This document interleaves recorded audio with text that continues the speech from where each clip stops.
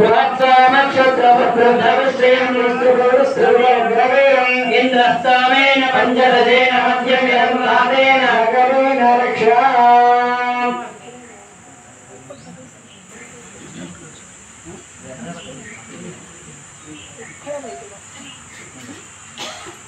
े रक्षिणतो वृषभेभ्यः इन्द्रादयात् समरादयादादिराजराजराजयादे ओम जलं दे रक्षिणतो गोविन्द जलं दे रक्षिणतो वृषभेभ्यः इन्द्रादयात् समरादयादादिराजराजयादे बृहद्रामक्षत्रवृद्धरश्मियं दृष्टोषशूरमुखरीरं किंवस्तोमेन पञ्चमशेन मध्यमिदं भारेण जगदेन रक्षा गोविन्द गोविन्द बृहद्रामक्षत्रवृद्धरश्मियं दृष्टोषशूरमुखरीरं किंवस्तोमेन पञ्चमशेन मध्यमिदं भारेण जगदेन रक्षा देवाय बाद ध्यानमया तत्वा नीराजन ध्यान इतना वैद धारण करिष्ये इतना अंदर को नमस्कार చేసుకోండి లక్ష్మీ రుద్రం భరం భద్రం భయాదేవ సహరం భస్తారు ఆయుష్యమంగ్రేణ మధురం జగం యజ్ఞాపవేదం భరం సువేజః యజ్ఞాపవేద ధారణ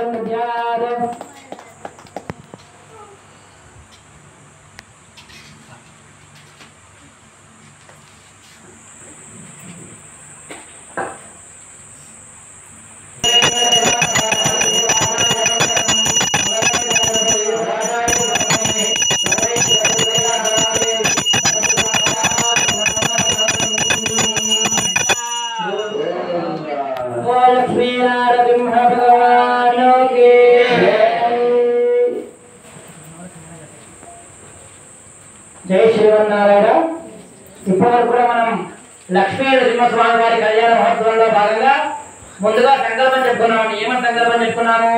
అయ్యా లక్ష్మీ నరసింహస్వామి, మేము ఈ రోజు నీ కళ్యాణం చేస్తున్నామయ్యా, దయచేసి నీ కృపతో నీ ఆశీర్వాదంతో మా కోరికలన్నీ కూడా నెరవేర్చు స్వామి అని చెప్పేసి సంకల్పం చెప్పుకున్నాం అన్నమాట. సంకల్పం చెప్పుకున్నాక ఏం చేశామండి అంటే విశ్వక్సేన ఆరాధన చేశాము. ఎందుకంటే విశ్వక్సేన ఆరాధన చేయాలి అంటే విశ్వాన్ని పాలించేవాడు ఎవడు? ఆ విష్ణువు. ఆ విష్ణువు దగ్గరికి వెళ్ళాలంటే ముందుగా విశ్వక్సేనుడి అనుగ్రహం ఉండాలన్నమాట. ఆ విశ్వక్సేనుడు ఎప్పుడైతే మనకు అనుగ్రహాన్ని ఇస్తారో అప్పుడే ఆ విశ్వాన్ని నరసింహస్వామి దగ్గరికి చేరుకోవాలంటే మనకు అనుగ్రహం దొరుకుతుంది, అంటే దారి కనిపిస్తుంది అన్నమాట. ఆ స్వామివారికి చేరుకునే దారి జరగాలంటే ముందుగా విశ్వక్సేనుడి యొక్క అనుగ్రహం మనకు ఉండాలన్నమాట. కాబట్టి అటువంటి అనుగ్రహం ఉండాలని చెప్పేసి ఆ విశ్వక్సేని ఆవాహన చేసుకొని, అయ్యా విశ్వక్సేన, ఈ రోజు ఆ దేవాలయంలో లక్ష్మీ నరసింహస్వామి కళ్యాణం చేస్తున్నామయ్యా, దయచేసి మమ్మల్ని అనుగ్రహించు, కళ్యాణాన్ని చేసే స్తోమత మాకు లభించు, ఆ యొక్క యోగ్యత మాకు ప్రసాదించే స్వామి అని చెప్పేసి విశ్వక్సేన పిలుచుకొని దానికి సకల విధాలుగా ఉపచారాలు సమర్పించిన తర్వాత కలశం పెట్టి కలశంలో సుదర్శన స్వామిని ఆవాహన చేసుకున్నాము. ఎందుకంటే సుదర్శన స్వామిని ఆవాహన చేసుకోవడం అంటే ఈ యొక్క సుదర్శనం అనగా ఏంటంటే అంటే సు అంటే మంచి, దర్శనము అంటే మంచి చేసేవాడు అన్నమాట. ఎప్పుడు కూడా మనకు మంచి జరగాలంటే ఆ సుదర్శన యొక్క అనుగ్రహం ఉండాలి. కాబట్టి అయ్యా సుదర్శన, ఈ రోజు మన ఇంట్లో ఎంత శుచిగా స్నానం చేసి కొత్త బట్టలు ధరించి వచ్చినప్పటికీ కూడా మనసులో ఉన్నటువంటి కామ క్రోధ లోపాలన్నీ కూడా పోవాలంటే ఆ యొక్క జలాన్ని ఆ కుంభాన్ని పెట్టి ఆ కుంభంలో సుదర్శన ఆవాహన చేసుకొని దాంట్లో అనేకమైనటువంటి శుద్ధి మంత్రాలతో ఆ మంత్రాన్ని అభిమంత్రించి ఆ జలాన్ని మన మీద మీ అందరి మీద కూడా చల్లారు కదా, ఆ జలమంతా కూడా మీ మీద చల్లడం వల్ల అదే శ్రేయాదేవి భారీ పూజేమైనా ఉండదంటే అది కళ్యాణం అండి. ప్రతి మనిషి జీవితంలో కూడా కళ్యాణం ఎంతైతే గొప్పదో అలాగే భగవంతుడు కూడా కళ్యాణం ఎవరైతే చేస్తారో వాళ్ళంతా కూడా చాలా ఇష్టం అన్నమాట. అదే శ్రీయాదేవి పాణి గ్రహణ ఉత్తమం, భగవంతుడి అన్ని పూజలు కూడా ఇష్టమైనటువంటిది కళ్యాణం. పాణి గ్రహణ ఉత్తమం అదే శ్రీయాదేవి పాణి గ్రహణోత్తమం సర్వ కళ్యాణ జనం సర్వ శత్రు నివారణం. ఏ జనులైతే కళ్యాణం చేస్తారో స్వామివారి కళ్యాణం చేస్తారో వారి శత్రువులందరూ కూడా నశించిపోతారట. సకల శత్రు నివారణం, అదే శత్రువులందరూ కూడా నశించిపోతారట. ఆయుర్ వృత్తికరమున పుత్రశ్రీ కీర్తివంతం. అంతేకాదు ఎవరైతే స్వామివారి కళ్యాణాన్ని చేస్తారో అతనికి ఆయుష్య అభివృద్ధి అవుతుందా, ఆరోగ్యం బాగుగా ఉంటుందా, ఐశ్వర్యం అభివృద్ధి అవుతుందా, మంచిగా పుత్ర సంతానం గాని పుత్రిక సంతానం గాని ఎవరున్నా కూడా గొప్పగా ఎదుగుతారట. కాబట్టి ఎవరైతే స్వామివారి కళ్యాణం చేస్తారో వారికి అవన్నీ కూడా లభిస్తాయి అని చెప్పేసి ఆ యొక్క శాస్త్రాలు జరపబడింది అన్నమాట. దాంట్లో కూడా ఎంత గొప్పవాడు నరసింహస్వామి. ఎవరు పిలిచినా ఏ దేవుడు పిలిచినా కూడా మేము నిదానంగా వస్తాడేమో కానీ లక్ష్మీ నరసింహస్వామి పిలిచిన వెంటనే వస్తాడనమాట. ఆ రోజు ప్రహ్లాదు పిలిస్తే విష్ణుమూర్తిని పిలిచాడు ప్రహ్లాదు. దాన్ని వచ్చారని అంటే నరసింహస్వామి వచ్చాడు. అలాగే అన్నమయ్య కూడా చాలా కష్టాలు పెడుతున్న సమయంలో పిలిస్తే ఎవరు వచ్చారు? వెంకటేశ్వర స్వామి కూడా నరసింహస్వామి అవతారంలోనే వచ్చారనమాట. పిలిచిన వెంటనే వచ్చాడు లక్ష్మీ నరసింహస్వామి. ఏ కష్టపడినా కూడా వెంటనే మన నరులను, అందుకే లక్ష్మీ నరసింహస్వామి నరుడు అంటే మానవుడు, సింహం అనగా జంతువు, నడుము రూపంలో వచ్చి మన నరులందరూ కూడా సింహం రూపంలో వచ్చి ఆడుకుంటూ ఉంటారన్నమాట. కాబట్టి ఆ లక్ష్మీ నరసింహస్వామి కళ్యాణం జరుగుతూ ఉంటుంది. ఇప్పుడు కూడా కళ్యాణ ఘట్టంలో ఆరంభమయ్యాము. ఇప్పుడు స్వామివారికి అమ్మవారికి గోత్రనామోచనం జరుగుతుంది అన్నమాట. అంటే స్వామివారి 3 తరాలు, అమ్మవారి 3 తరాలు కూడా స్వామివారికి చెప్పడం జరుగుతుంది అన్నమాట. అందరూ శ్రీ కన్యావరణారం కన్యాదారాయణత్వా ప్రవదే అనంతవేద శాఖాధ్యాయే అచ్యుతవర బ్రహ్మణే ఆదినారాయణాయ అచింత్య విద్యావరద్భావలావణ్య మయా మృతోదరే అచ్యుత గోత్రోపరాయ అఖిలాండ కోటి బ్రహ్మాండ నాయకాయ తత్వాదేశాయ సకల నిష్కలంక స్వరూపాయ అఖిల లోకోన్నత పవిత్రాయ ఆర్తత్రాణపరాయణాయ పాలమ్యోహరిపవాంతర్యామి అచ్చాచారం వరవిగే పరే పరబ్రహ్మజానప్యే వ్యూహే ప్రత్యున్న జన్మపౌత్రాయ విభవే పాదరే వ్యామపుత్రాయ అర్చావతాయ శ్రీ నృసింహస్వామినే కన్యాదేవరాయ అహోదాస్యామే పదవజం భగవద్వేదం గత్వా ప్రవదే చతుర్వేద శాఖాధ్యాయే సౌభాగ్య విష్ణుంబరే నిరాకార శాఖాత్రయాదే ప్రారంభద సౌభాగ్య గోత్రోద్భవే విష్ణుంబరమోనోనత్రే రత్నాయామన పౌత్రే క్షీరాత్మజమన పుత్రే ఆశీర్వాదం కుర్యాద సామ్రాజ్యం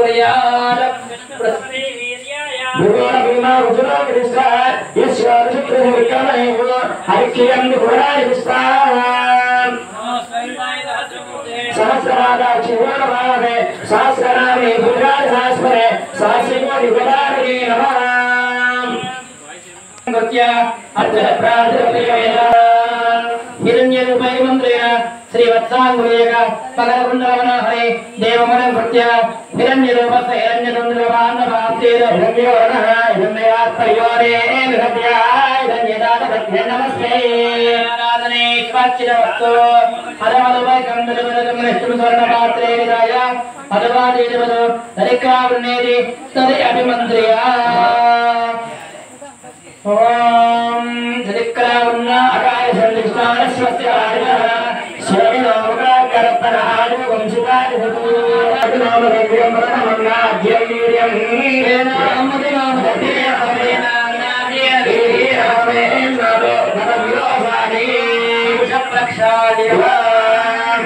యువం వస్త్రాణి వస్త్రాణి దద్యాత్ యువం వస్త్రాణి దేవతావతారే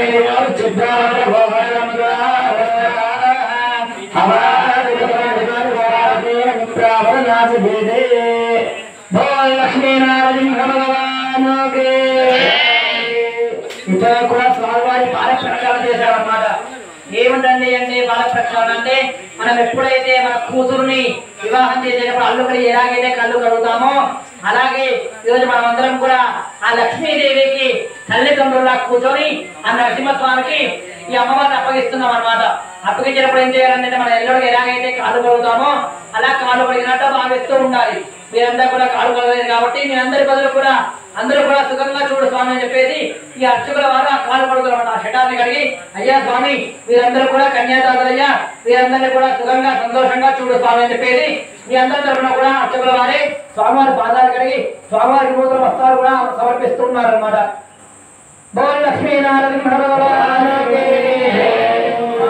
వస్త్రాన్ని వేవదావదాలే బోల్ చిత్రావంత బోధకాయ అవాయుధమంతృతాని పుష్పావతేన విప్రావదనాదిజేతే సుదనానిదజావదేవ సుదగా పూజమాన అపదిమ్రావత్తమేనోర్యావస్వాం గజో దేవసోమాన్ శుభం వస్త్రాన్ని వేవదావదాలే బోల్ చిత్రావంత బోధకాయ అవాయుధమంతృతాని పుష్పావతేన విప్రావదనాదిజేతే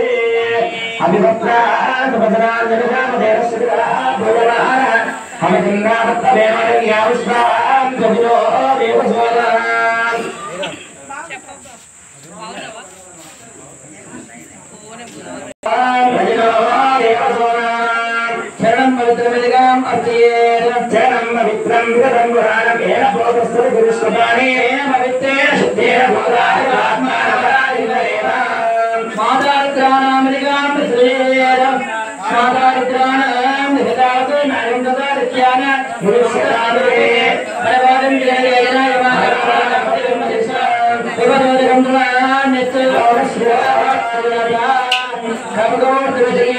కడిగాళేంద్రేణ ముహూర్తమికమలోక్య రాత్రో నక్షత్ర మార్గమలోక్య మంగళాష్టకాంత పఠిత్వా తదేవ రత్నం సుజనం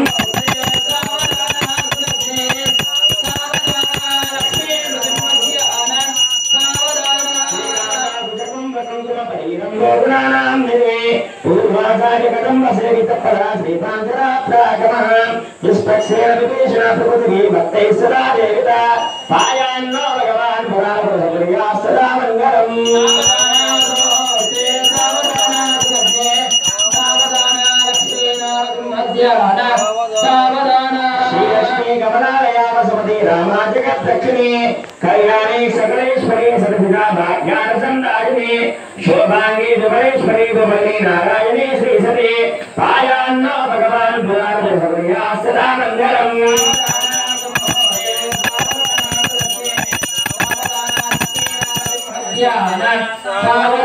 श्रीरंगे गदाजने जलगिरो सिंहासने मंदिरे वैकुंठे कनकाजने युगिरो नारायणाख्यासने लोकालोक महाजने शनि पुण्यासने श्वासया पायान्नो भगवान् पुराण भगवया सदा मंगलम्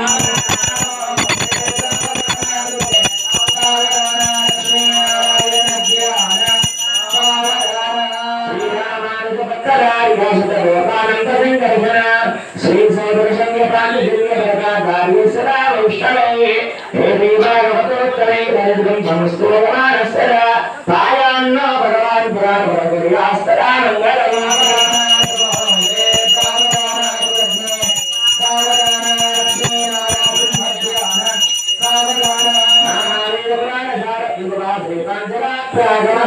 शास्त्रानामधिके समस्त बलदे शिवैष्णवे शाश्वता భక్తైర్భాగవతో ఎప్పుడు కూడా సుఖంగా ఉండాలి వారికి అష్టైశ్వర్యాలు కూడా లభించాలి అని చెప్పేసి 8 అష్టాక్షరాలు అంటే 8 అష్ట ఐశ్వర్యాన్ని కూడా ఉంటే వారు ఎప్పుడు కూడా సుఖంగా ఉండాలి అని చెప్పేసి లగ్నాక్షరాలు చేయడం జరిగిందండి.